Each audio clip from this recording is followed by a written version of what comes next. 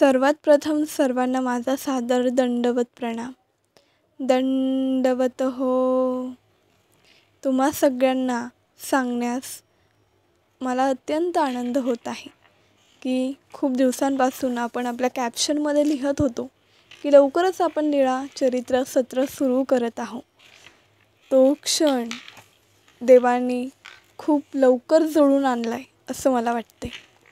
माहीम भट संकलित लीळा चरित्र स्मरणपाठ या ग्रंथाचा मराठी अनुवाद लीळा सौरभ श्री देवदत्त प्रकाशन हे जे लीळा चरित्राचं आहे पुस्तक ते आपल्याला मिळालेलं आहे आणि अत्यंत आनंद होतोय सांगताना की आपण आता त्या लीळा क्रमाक्रमाने आपल्या चॅनेलवरती सादर करणार आहोत. ह्या लीळा जशा लिहिल्या आहेत, जशा सांगितल्या आहेत तशाच मी तुमच्यापर्यंत पोहोचवणार आहे.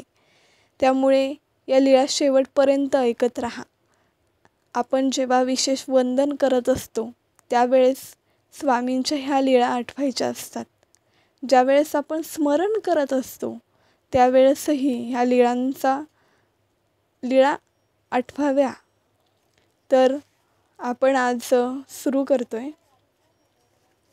पहिलं म्हणजे क्रमाक्रमाने आपण घेणार आहोत. तर सगळ्यात 1 नंबरला श्री दत्तात्रय प्रभू मार्गादिमूळ निरूपण ही लीळा आज ऐकूयात. चला.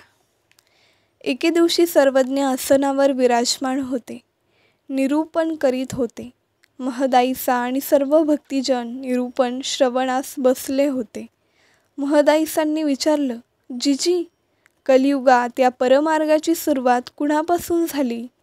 यावर सर्वज्ञ म्हणाले, बाई, या मार्गासी श्री दत्तात्रय प्रभू आदी कारण. महदाईसांनी विचारलं, जिजी, ते कसं?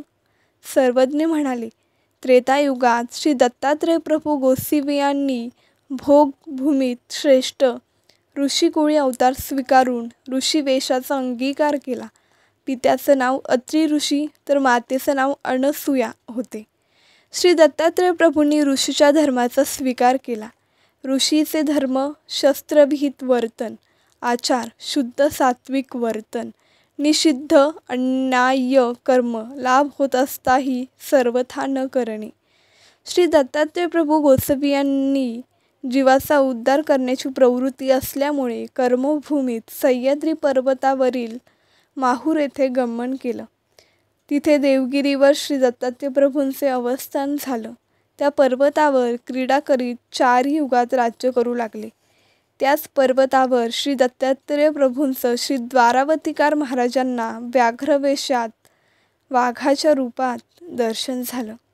त्या निमित्तानं श्री द्वारावतीकार महाराजांनी श्री दत्तात्रय प्रभू गोसावियांपासून ज्ञानशक्तीचा स्वीकार केला.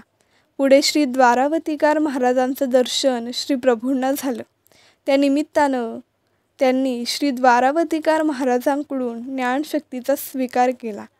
मग श्री प्रभूंपासून आम्ही ज्ञानशक्तीचा स्वीकार केला आहे आणि आमच्यापासून तुम्हा सर्वांना असं म्हणून सर्वज्ञांनी श्रीकारानं सर्व भक्तजनांकडे निर्देश केला. हो काजी? म्हणून महदाईसांनी सर्वज्ञांच्या श्रीचरणावर मस्तक टेकवलं.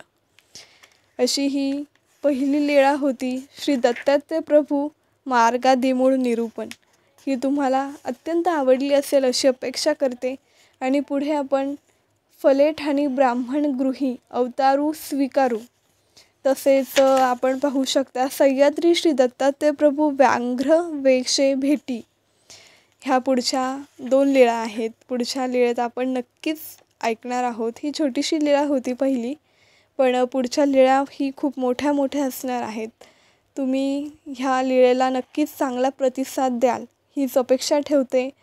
आणि तुम्ही याला जर प्रतिसाद दिला तर नक्कीच आपण पुढच्या लीळाही तुमच्यापर्यंत लवकरात लवकर घेऊन येण्याचा प्रयत्न करू. बाकी तुमचं हे प्रेम, तुमचा आशीर्वाद असाच माझ्या पाठीशी कायम असू द्या. तुम्हा सर्वांना दंडवत प्रणाम. धन्यवाद.